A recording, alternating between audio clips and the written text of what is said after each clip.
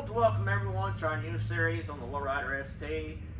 This is a new bike that we bought off of Four Rivers Harley Davidson in Paducah, Kentucky. I want to give Trent and his crew a huge shout out for taking care of us and giving us a really good deal on this thing. But I've always loved these bikes, been wanting to do something to one for quite some time, and so I bought my own and hope you guys will enjoy the series, and let's get started. Okay, today guys, I'm going to take this brand new Lowrider ST. Has no miles on it whatsoever. Just bought this thing. But I took the breather off, and from the factory, and a lot of the aftermarket ones are this way also, they have these breather holes. I'll try to show you here. Got my hands full. They have these breather holes. It goes into here, goes into the head, and your crankcase pressure vents out through this, goes through this hole, comes out through this hole, which goes back into the throttle body. It vents the crankcase into the throttle body. It mainly, the only reason why this is for emissions. To pass emissions, they don't want this air going back out to the atmosphere for pollution reasons. So anyway, I took this brand new bike, and I don't want that oil going back into the engine. And I'm sure you've seen it on other bikes, how it cakes up in here. It gets oil deposits or carbon buildup on the top of the pistons, which is continuously closing up, you know, your combustion area, cause spark knock, all different kind of issues. Burn oil, smoke, all that good stuff. So anyway, I took this new bike and I drilled me 2 holes in the bottom.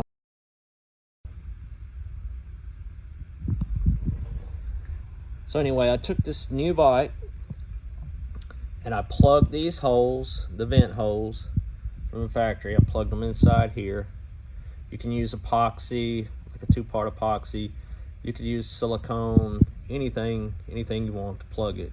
I don't really like plugging them here because if something was to come out, it could get sucked into your engine. If you use like a tap or a tapped hole with a plug. But I really don't like plugging them there. I like plugging them here. But what we'll do is we drilled these holes. I'm using an 1/8 inch pipe thread fitting.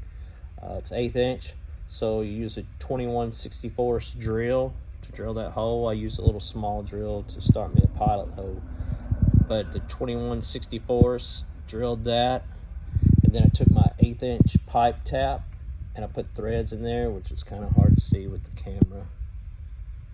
But I'm going to screw some hose barbs onto that, and then I'm going to put hoses coming out of here that'll tee into one hose and vent to the atmosphere versus contaminating your combustion chamber, throttle body, all that good stuff.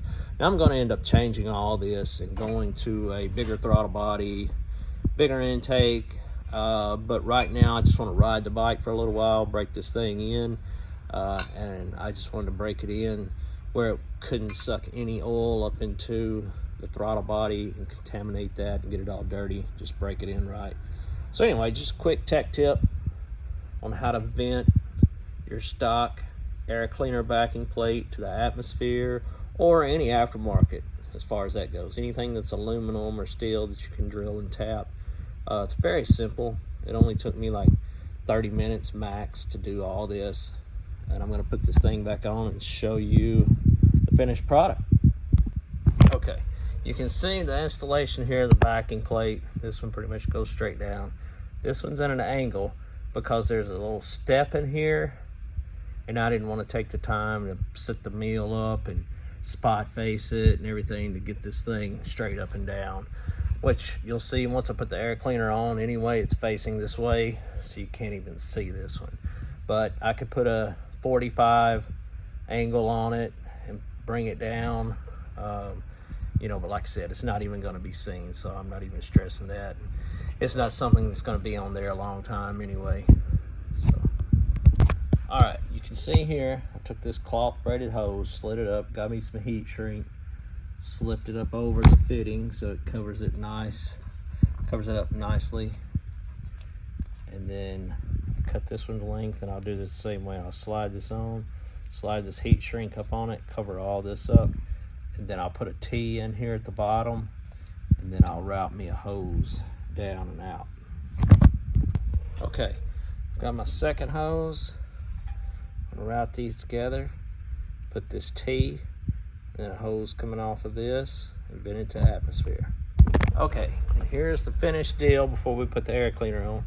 Got this hose going down to a T, maybe a little hard to see, but it goes down to a T, and I have another hose running out here, tucked in behind all of that, and then it vents out the bottom, which you can't really see. All right guys, here's your finished product.